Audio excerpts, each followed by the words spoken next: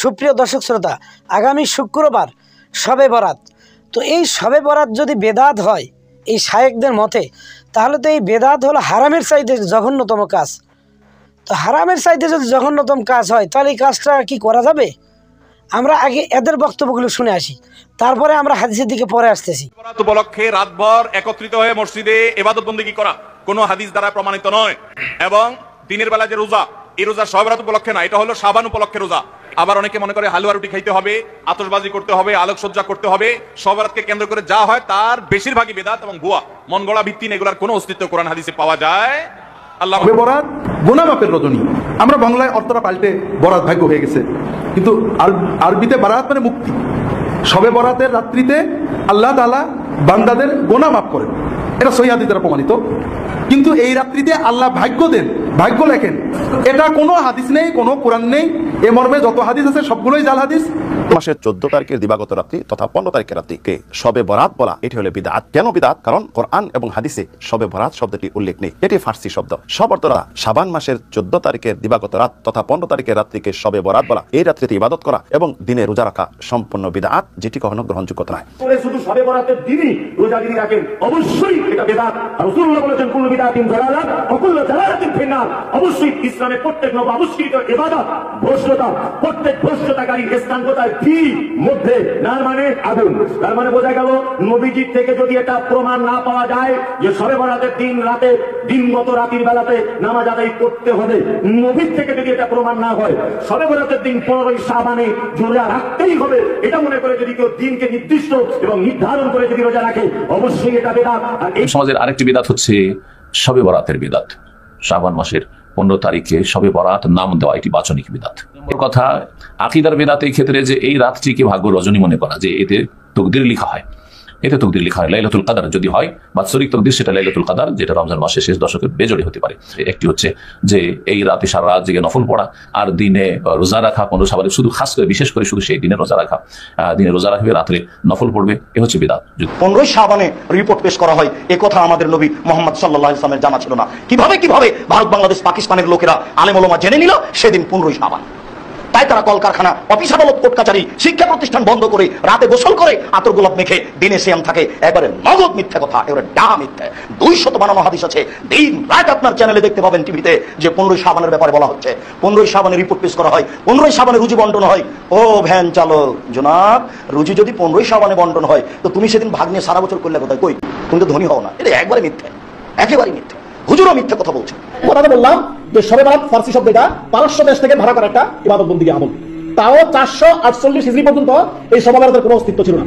না নবী সাল্লাল্লাহু আলাইহি ওয়াসাল্লাম করেছেন, না আবু বকর সিদ্দিক করেছেন, না উমর ইবনে খাত্তাব করেছেন, না উসমান ইবনে আফফান করেছেন, না আলী ইবনে আবি তালিব করেছেন, না কোনো 1,24,000 সাহাবা কেরাম না কেউ করেছেন, না ইমাম আবু হানিফা। এদের বক্তব্যগুলো আমরা শুনি, যা দেখলাম যে এরা বলেছে যে শবে বরাত নাকি বেদাত। তো এইবার আসুন শবে বরাত করা যাবে কিনা আমি কয়েকটা হাদিসের নাম্বার সহ আপনাদের পৃষ্ঠা নম্বর সহ উল্লেখ করতেছি। ইবনে মাজা 1390 নম্বর পৃষ্ঠা, মুসনাদে আহমদ 4th খণ্ড 176 নম্বর পৃষ্ঠা, রাজিন 2048 নম্বর পৃষ্ঠা, খুজাইমা 136 নম্বর পৃষ্ঠা, হিব্বান 5665 নম্বর পৃষ্ঠা, বাইহাকি শোয়াবুল ইমান 382 নম্বর পৃষ্ঠা, তিরমিজি শরীফ 1 নম্বর খণ্ড 155 নম্বর হাদিস, 156 এবং 159 নম্বর হাদিস। তো এই হাদিসগুলোতে শবে বরাতের আমলের কথা বলা হয়েছে।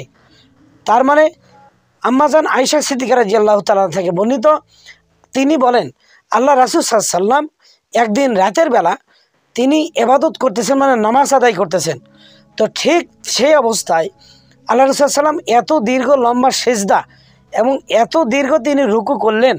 তো সেজদায় গিয়ে এত দীর্ঘ হলো, আম্মাজান আয়েশা সিদ্দিকা রাদিয়াল্লাহু তাআলা বলেন আমি ডান বামে তাকিয়ে দেখলাম যে আল্লাহ রাসূল নাই, তিনি তখন সেজদার মধ্যে পড়ে আছেন। তো তার সিজদার হালত দেখে আমি মনে করলাম তিনি মারা গিয়েছেন। তখন আমি তার পাগুলো নাড়াচাড়া করলাম, নাড়াচাড়া দিলাম, তখন দেখলাম যে না তার পা নড়তেছে। তখন আমি মনে মনে ভাবলাম যে আল্লাহ রাসূল ইন্তেকাল করেন নাই। পরে রাসূলুল্লাহ সাল্লাল্লাহু আলাইহি ওয়াসাল্লাম তখন তিনি সালাম ফিরানোর পর বললেন আয়েশা তুমি মনে করছো আল্লাহ রাসূল নাই, ইন্তেকাল করেছে? আয়েশা সিদ্দিকা রাদিয়াল্লাহু তাআলা বলে হে রাসূলুল্লাহ, এত দীর্ঘ আপনি সিজদা করলেন অন্য কোনো রাতে আমি দেখি নাই। আম্মাজান আয়েশা সিদ্দিকা রাদিয়াল্লাহু তাআলা নাকি আল্লাহ রাসূল বললেন, আয়েশা তুমি কি জানো আজকের রজনীটি কোনটি? আয়েশা সিদ্দিকা রাদিয়াল্লাহু তাআলা বললেন, হাজা, এটা এই রাত্রি হচ্ছে লাইলাতুন নিসফুম মিন শাবান, এটা হচ্ছে শাবানের অর্ধ তারিখের রাত্রি, মানে 15 তারিখের রাত্রি। আল্লাহ রাসূল সাল্লাল্লাহু আলাইহি ওয়াসাল্লাম বলেন, এই রাত্রিতে আল্লাহ তাআলা বান্দাদের দিকে মনোনিবেশ করেন, তার কথা শোনেন এবং সেই বান্দাদের যারা তার কাছে চায় সবাইকে আল্লাহ তাআলা মাফ করে দেন। 2 শ্রেণীর বান্দা ব্যতীত, একটা হচ্ছে শিরক, আরেকটা হচ্ছে যে ব্যক্তি অন্যের সাথে হিংসা করে। এই 2 শ্রেণী ব্যতীত 15 শাবান রাত্রিতে প্রত্যেকটা বান্দাবান্দিকে আল্লাহ তাআলা ক্ষমা করিয়ে দেন। এটা বাইহাকি শুবাল ঈমান 382 নম্বর পৃষ্ঠার হাদিস। তো সুপ্রিয় দর্শক শ্রোতা, এই হাদিস দ্বারা আমরা বুঝলাম যে আল্লাহ রাসূল সাল্লাল্লাহু আলাইহি ওয়াসাল্লাম 15 শাবান রাত্রিতে তিনি ঘরে হলেও ইবাদত করেছেন। শবে বরাত নামে কোনো হাদিসে উল্লেখ নাই, যেহেতু শবে বরাতটা আরবি শব্দ নয়, এখানে লাইলাতুন নিসফু মিন শাবান। শবে বরাত যদি আসলে বেদাত হয় তাহলে এই হাদিসগুলো আসলে কোত্থেকে, যেখানে আল্লাহ রাসূল সাল্লাল্লাহু আলাইহি ওয়াসাল্লাম নিজে ইবাদত করেছেন। তো শবে বরাত এই শব্দটা আরবি শব্দ নয়, এটা ফার্সি শব্দ, অন্য শব্দ থেকে এটা নেওয়া হয়েছে, এটা ঠিক রয়েছে। কিন্তু লাইলাতুন নিসফু মিন শাবান 15 তারিখের রাত্রি, এটা তো রয়েছে, ওই শব্দ থেকে এটা নেওয়া হয়েছে, এটা তো এতটুকুই। শবে বরাতের হালুয়া রুটি যদি বেদাত হয়, নাজায়েজ হয়, তাহলে এটা কোরআন হাদিসে উল্লেখ থাকতে হবে। দেখেন, বেদাত বেদাত বলে এই কথা বলিয়ে বেদাতের তকমা দিয়ে মানুষকে ইবাদত থেকে অনেক দূরে রাখতেছে এই সমস্ত শায়েখরা। আজ এদের যত ফতুয়াবাজি সম্পূর্ণ মুসলমানদের ইবাদত নিয়ে, অন্য কোনো জায়গায় নাই। কিন্তু আজকে দেখেন মুসলমানদের কত সমস্যা, মুসলমানদের ঘরে ঘরে অভাব, টাকা নেই, টাকার অভাবে মুসলমানরা তারা উচ্চ শিক্ষায় শিক্ষিত করাতে পারতেছে না তাদের সন্তানদেরকে। আজ মুসলমানরা প্রত্যেকটা গ্রামে শতকরা 90টা পরিবার এনজিও ব্যাংকের কাছে তারা জিম্মি ধরা, এনজিওর ঋণ তাদেরকে গ্রেপ্তার করে নিয়েছে। এদের বিরুদ্ধে সব শায়েখদের কোনো বক্তব্য নেই, এই সমস্ত হারাম নাজায়েজ এগুলোর বিরুদ্ধে এদের কোনো অভিযান নেই। যত অভিযান, আজ শবে বরাত নামাজের মধ্যে মুসলমানদের মধ্যে বিভেদ, ঐক্য কী করে নষ্ট করা যায়, এগুলো নিয়ে এদের। মানুষ কত অপদস্থের মধ্যে আছে। আজ মানুষ ইসলামী আইন মানে না, মানুষ 5 ওয়াক্ত নামাজ পড়ে না, মানুষ সুন্নত মানে না, একটাও এদের কথা নেই। এরা বলতেছে যে শবে বরাত বেদাত। আসলে এই হাদিসগুলো যখন এদের সামনে আসবে তখন এরা কি বলবে জানেন? তখন এরা বলবে যে এগুলো জয়ীফ। তো জয়ীফ, আল্লাহ রাসূলের কোনো হাদিস যে জয়ীফ, এটা কোন জায়গায় লেখা রয়েছে? আল্লাহ রাসূল কোনো জায়গায় কি বলেছেন বা তার কোনো সাহাবী বলেছেন যে আমার এই হাদিসটি জয়ীফ? এগুলো মুসান্নেফ মুহাদ্দিস কিরামগণ তিনারা হাদিসের শ্রেণী বিন্যাস করতে গিয়ে বলেছেন এইটা জয়ীফ, এইটা সহি, এটা মাশহুর, এইটা মুতাওয়াতির, এইটা খবরে ওয়াহেদ, এই ধরনের হাদিস তিনারা শ্রেণী বিন্যাস করেছেন।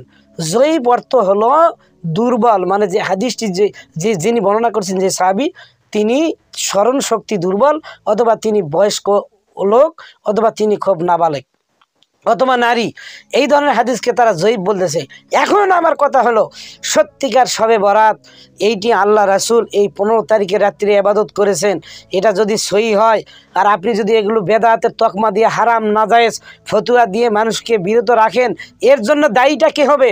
এর জন্য কি দায়ী নেবেন? দায়ী কে হবে? আমি মুসলিম উম্মাহর প্রতি, সমগ্র বিশ্বের মুসলিম উম্মার প্রতি উদারত আহ্বান জানাই, আপনারা কোরআন হাদিসকে মেনে চলবেন। কাট্টা হাদিসের নাম্বার দেখে এইটা সে বলুক, কারোর কথা আপনাদের শোনার প্রয়োজন নেই। ইতিপূর্বে যে হারে এবাদত চলতেছিল সে হারে এবাদত চলবে। এবাদত করলে কোন জায়গায় হারাম হয়, কোন জায়গায় বেদাত হয়, এইরকম দলিল আমি কোনোদিন পাই নাই। নামাজ পড়লে কোন দিন হারাম হয় এটা তো পাই নাই। কারণ ওই রাত্রে মানুষ নামাজ পড়ে, দরুদ শরীফ পড়ে, বিভিন্ন দোয়া পড়ে, আল্লাহর কাছে কান্নাকাটি করে। তো কান্নাকাটি করার, নামাজ পড়ার থেকে যে দূরে রাখে সেইটাকে, এটা তো ইবলিস। ইবলিসের 1 নাম্বার টার্গেট মানুষ যেন ইবাদত না করে। মাত্র ভালো ভালো জায়গার মধ্যে টার্গেট যে মানুষ যাতে করে ইবাদত না করতে পারে, মানুষ যেন আল্লাহর ইবাদত থেকে দূরে সরে চলে যায়। মানুষ যত ইবাদত থেকে দূরে চলে যাবে তত শয়তানের লাভ, তত শয়তান আনন্দ উপভোগ করবে। তো আজ ইসলামী পোশাক নিয়ে ইসলামের ক্ষতি করার জন্য, মুসলিমের ইবাদত নষ্ট করার জন্য কিছু নামধারী লেবাসধারী এই ধরনের আলেম আসবে। লেবাস ধরে আসলে, মুখে দাড়ি থাকলে, মাথায় ঘোমটা এরকমভাবে দিলে তারা আলেম নয়, সত্যিকারের আলেম। ইবলিস এত বড় আলেম ছিল, সে ইমামতি করেছে, তো এদেরও জানা কম থাকতে পারে না। কিন্তু জানবেন যে মানুষকে ইবাদত থেকে দূরে সরে রাখতে চায়, এরা হলো 1 নাম্বার মানুষের শত্রু, 1 নাম্বার মানুষের শত্রু, মুসলমানের শত্রু। শবে বরাত পালন কেমনে করবেন? সম্মানিত উপস্থিতি, ঠিক আগে আমাদের বাপদাদারা যেভাবে করতো সেভাবে করবে। আমি একটা পয়েন্ট এখানে বলতেছি, এই জন্য এই সাবজেক্টটা বেছে নিয়েছি। যদি হালুয়া না করে থাকেন, হালুয়ার বাজার নাও হয়, ফজরে উঠে হালুয়ার বাজার করবেন। আমার উদারত আহ্বান যে আপনারা অবশ্যই শবে বরাতে ইবাদত করবেন, রোজা রাখাতে কেউ বিরত রাখবেন। আল্লাহ রাসূল সাল্লাল্লাহু আলাইহি ওয়াসাল্লাম বলেছেন যে তোমরা কি কর, তিরমিজি শরীফের 1 নম্বর খণ্ড 155 হাদিসে বলা হয়েছে, আল্লাহ রাসূল সাল্লাল্লাহু আলাইহি ওয়াসাল্লাম বলেছেন তোমরা শাবানের 15 তারিখের রাত্রিতে ইবাদত করো, পরের দিন রোজা রাখো।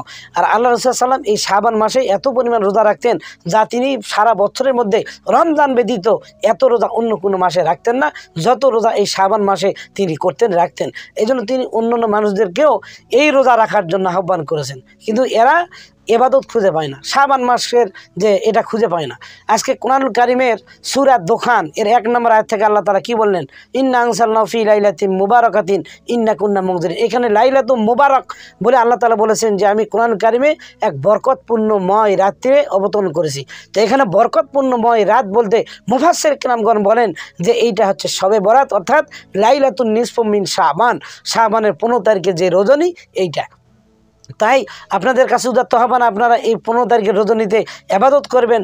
অন্য কারো লন্ড ভণ্ড ষণ্ড এসব কাঠমোল্লা ষাটমোল্লার কথা খবরদার শুনবেন না। এরা ইসলামের শত্রু, মুসলিমদের শত্রু, ইহুদি খ্রিস্টানদের দালাল।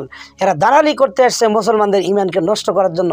এগুলোতে আপনারা কান না দিয়ে নিঃসন্দেহে ইবাদত করবেন। আল্লাহ তাআলা সকলকে মাফ করে দিন, আমিন। সকলকে হেদায়েত দান করুন, আমিন। ওয়া আখিরু দাওয়ানা আলহামদুলিল্লাহি রাব্বিল আলামিন। সকলে ভালো থাকবেন। আসসালামু আলাইকুম ওয়া রাহমাতুল্লাহি ওয়া বারাকাতুহু।